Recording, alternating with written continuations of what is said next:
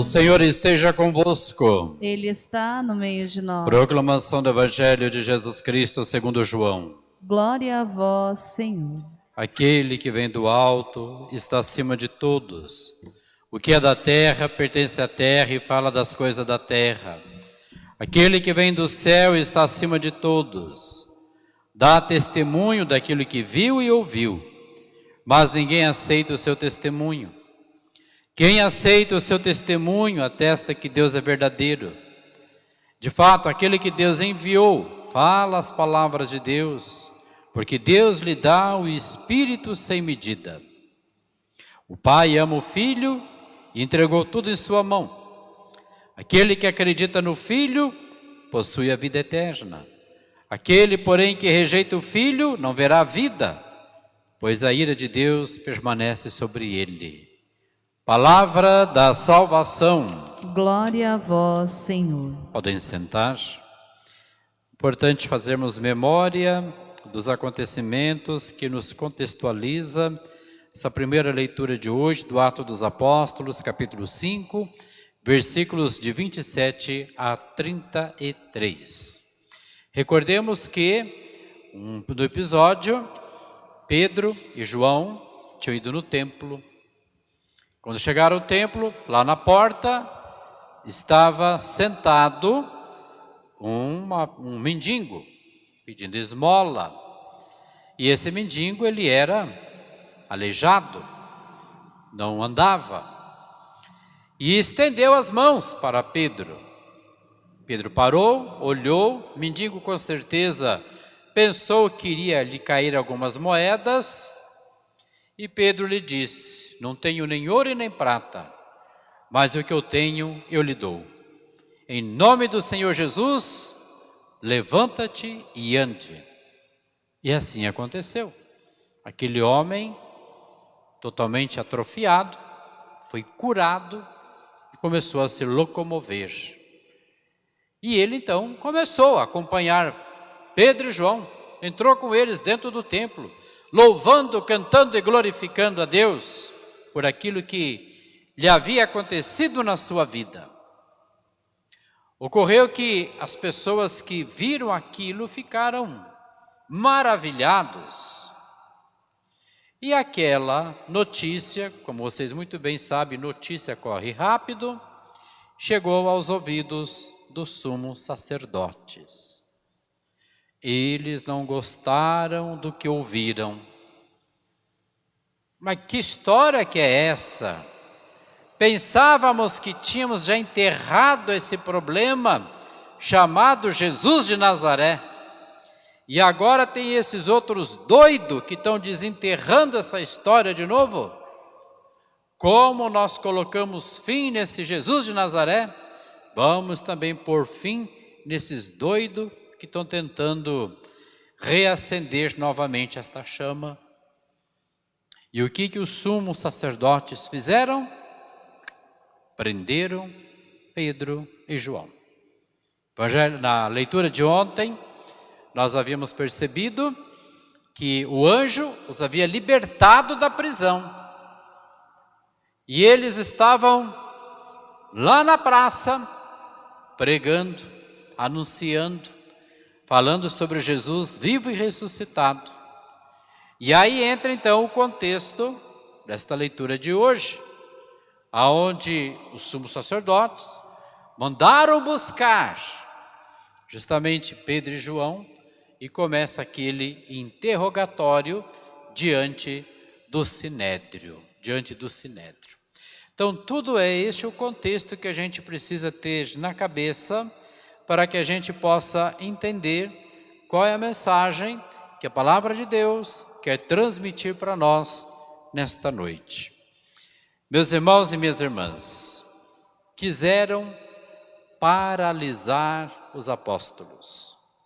Por que quiseram paralisar os apóstolos? Porque eles foram proibidos, não permitiram que eles pregassem, nem anunciassem o nome de Jesus, não permitiram que proclamassem sua morte, nem anunciasse que ele estava vivo e era o Senhor.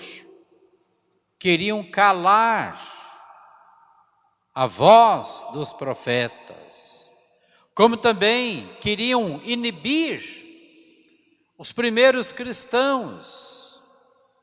Daí então a gente entende por que rezavam escondido, por que celebravam escondido, por que professavam a sua fé escondido, porque queriam esconder esta verdade do mundo. Não queriam aceitar tudo isso. E para esconder Deus do mundo, o caminho que eles encontraram era perseguir os cristãos. Daí então que nós, quando lemos toda a história da igreja primitiva, é um verdadeiro filme de terror. Quem era justamente acusado de ser cristão, era preso, torturado e levado à morte. E esta morte não era nada bonita. Alguns eram queimados vivos, jogava-se óleo quente, ou jogava outro produto, jogava fogo.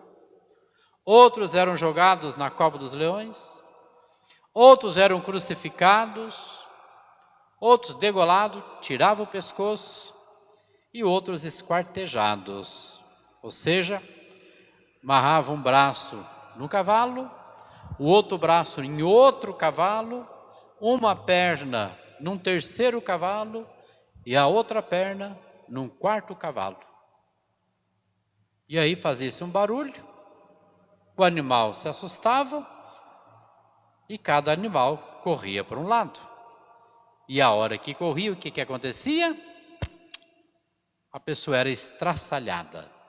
Assim eram as mortes dos primeiros cristãos.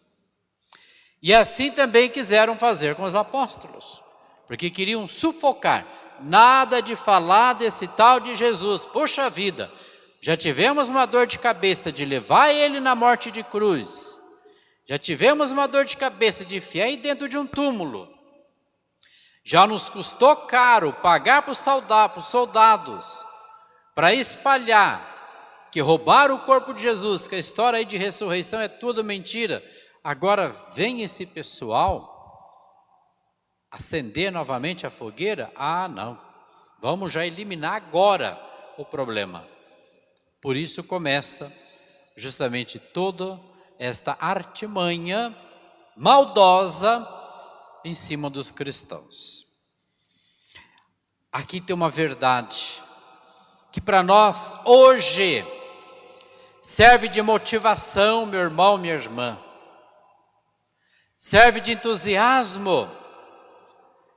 É como se renovasse a nossa força, a nossa energia, para que pudéssemos permanecer firmes, alegres, empolgados no anúncio do Evangelho hoje.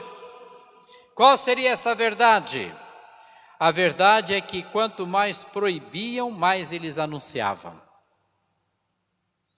Quanto mais não era permitido, mais eles faziam. Porque ninguém pode calar o que é de Deus.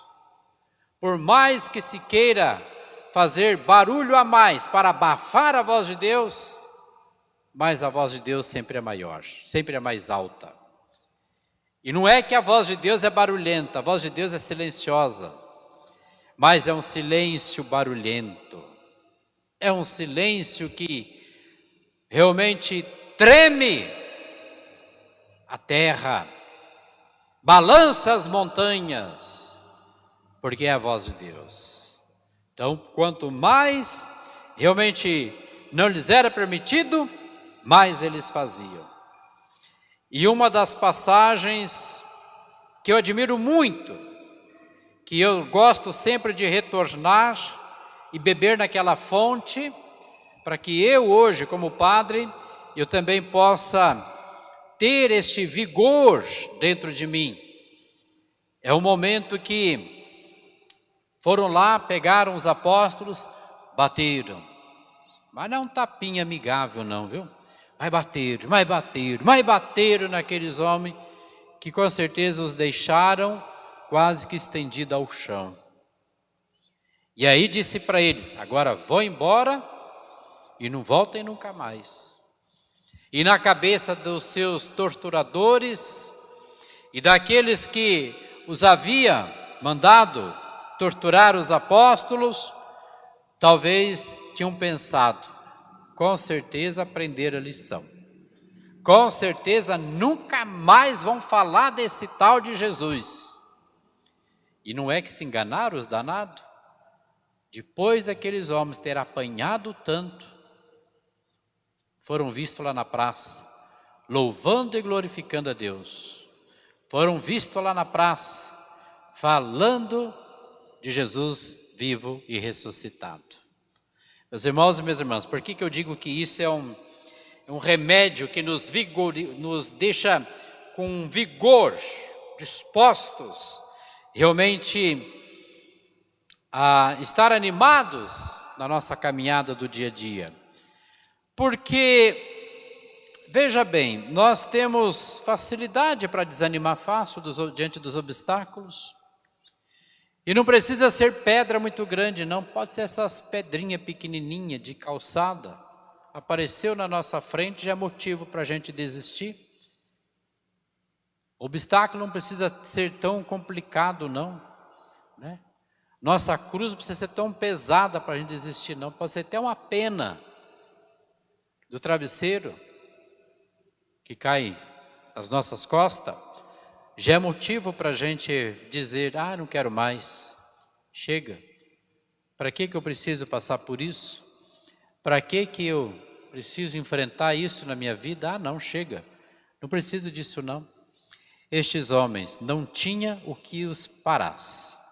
Então, quando eu leio a história desses primeiros cristãos, esse ardor, esse fervor, esse entusiasmo, esta alegria, esse desejo de entregar a vida pelo reino, esta ausência de medo diante daquilo que realmente poderia lhes causar, isso para mim é uma injeção de ânimo, uma injeção de ânimo.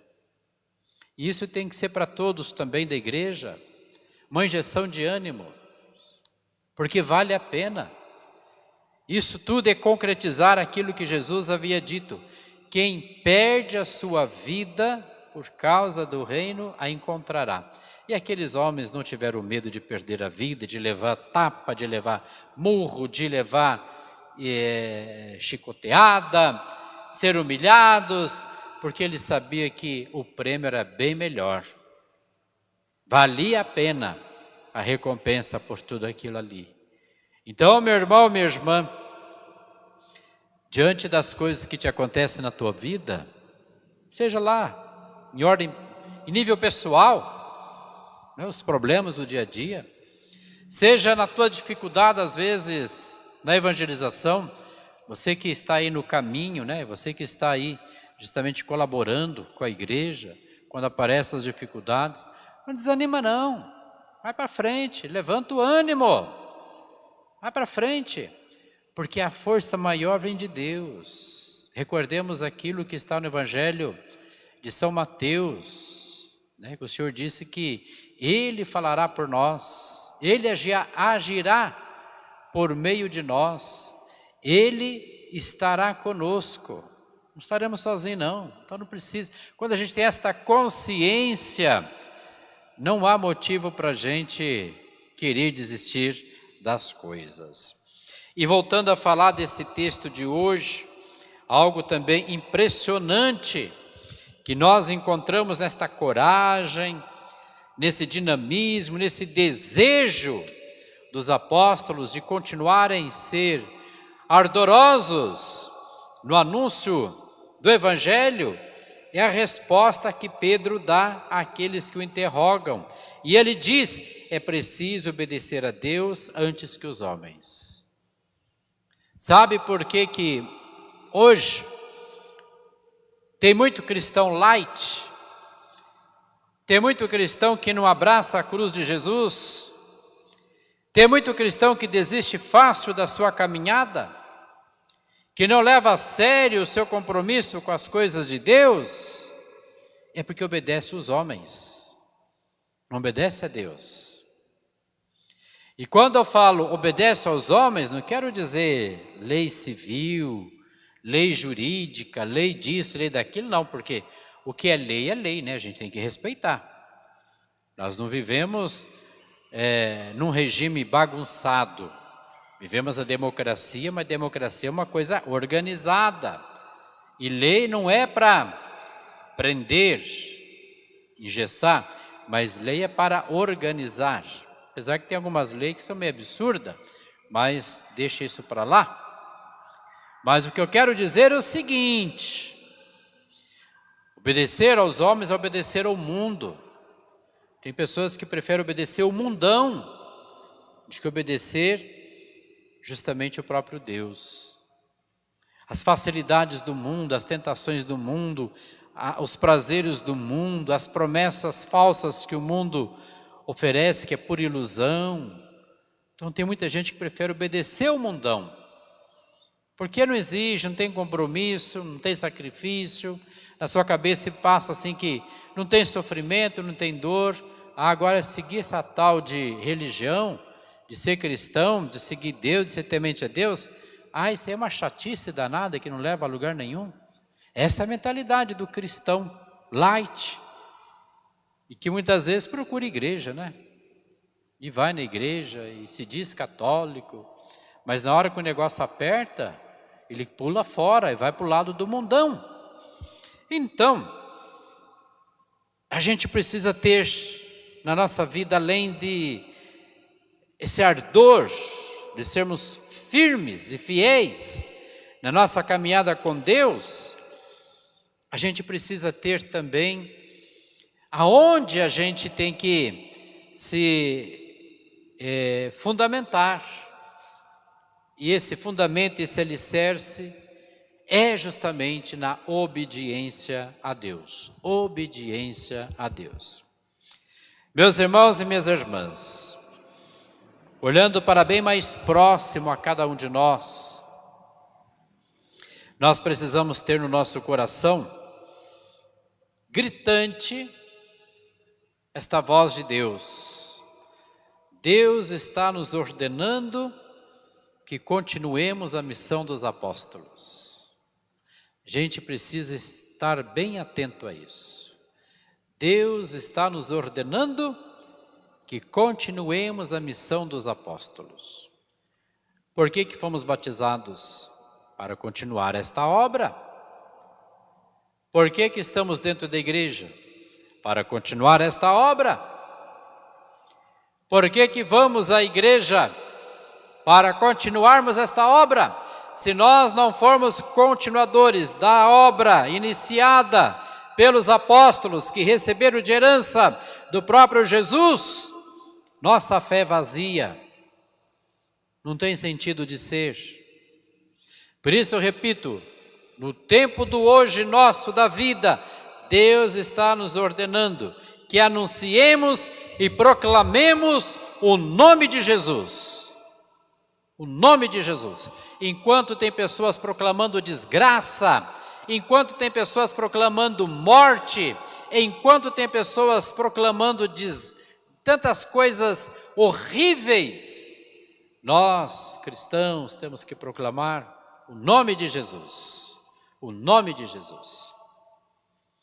Então a gente precisa proclamar o nome de Jesus do alto das paredes, do alto das nossas casas, de todos os cantos e lugares, do nosso trabalho, da nossa profissão, da nossa família, do nosso momento de lazer, da nossa vida, das nossas qualidades, do nosso testemunho de vida, proclamar o nome de Jesus em todo o tempo. É preciso anunciar que Jesus está vivo e que Ele é o Senhor. Eu não sei se vocês já tiveram oportunidade, de vez em quando eu dou umas olhadas nisso. Não é legal fazer isso não, viu? Principalmente os mais jovens. Assistir aqueles filminhos de zumbi.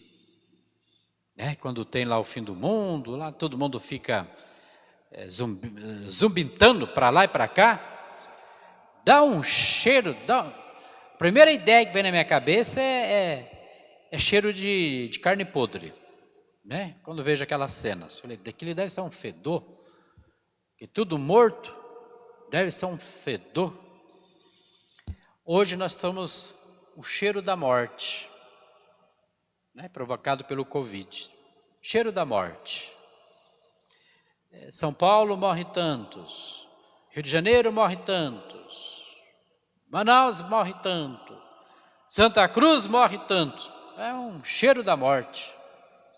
Então, no meio desse cheiro da morte, nós temos que exalar o perfume da vida. Qual é o perfume da vida? Jesus está vivo. Ele é o nosso Senhor e está no meio de nós. É isso que a gente tem que fazer como cristão. É isso que a gente tem que fazer quando a gente crê na ressurreição e quando a gente vive essa experiência, essa espiritualidade da ressurreição. Meu irmão, minha irmã, vivemos os tempos de hoje onde temos a liberdade para anunciar o Evangelho.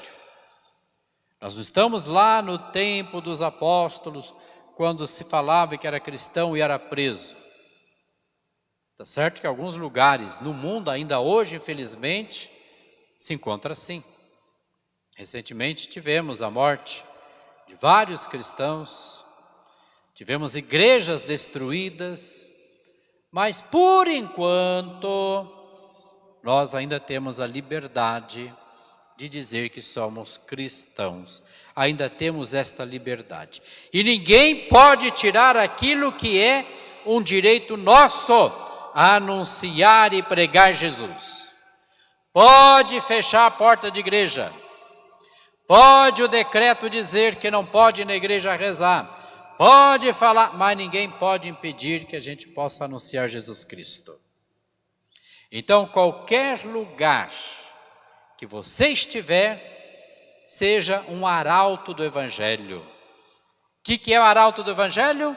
Anunciador de boa nova. Não seja anunciador de desgraça. Seja anunciador da boa nova. Quem crê na ressurreição, anuncia boa nova, anuncia esperança, anuncia amor, anuncia misericórdia. Não sejamos anunciadores, não sejamos anjos da morte, mas sejamos anunciadores da vida. Esta é a mensagem da palavra de Deus hoje para nós, que a gente precisa entender isso e viver este compromisso, porque o mundo, não vamos estar no mundão geral não, vamos falar um pouquinho mais perto de nós. Santa Cruz precisa enxergar isso em nós, cristãos que acreditam em Deus, cristãos que creem na ressurreição e cristãos que vivem pela fé, tá? Muitas vezes algumas leis que estão presentes no mundo, havia dito ontem na missa, é para esconder Deus, porque não quer que Deus fique em relevo. Mas nós cristãos queremos fazer Jesus presente no mundo. E como é que a gente faz Jesus presente no mundo? Nosso testemunho de vida. Nosso testemunho de vida. Por isso, para finalizar, eu deixo esses questionamentos, para que você transforme na sua oração, para que você transforme no seu compromisso, para que você reflita sobre isso e tome uma postura. E tome uma postura como cristão. Como tem sido o meu testemunho de Jesus ressuscitado? Como é que você tem testemunhado Jesus ressuscitado para as pessoas? Quando você chega para alguém que está desanimado, como é que você fica diante daquela pessoa? Quando alguém chega para você e desabafa, fala, abre toda a vida dela para você, com todos os seus problemas, como é que você acolhe tudo isso? Como é que você testemunha Jesus ressuscitado para os outros? E depois, como tenho anunciado Jesus ressuscitado para as pessoas? Como é que você anuncia Jesus ressuscitado? Olha, a palavra dos apóstolos eram de profunda unção, que diz o Atos dos Apóstolos que em uma só pregação, Pedro converteu mais de 3.000 pessoas. E a nossa palavra, quando a gente fala de Jesus, convence as pessoas ou não? Como é que a gente tem anunciado Jesus ressuscitado? Louvado seja nosso Senhor Jesus Cristo. Para sempre seja louvado. Coloquemo-nos de pé. A vós, Senhor Deus de amor, vos apresentamos confiante nossas súplicas e pedimos vosso imenso auxílio divino rezando. Dai-nos, Senhor, vossa salvação. Todos? Dai-nos, Senhor, vossa salvação.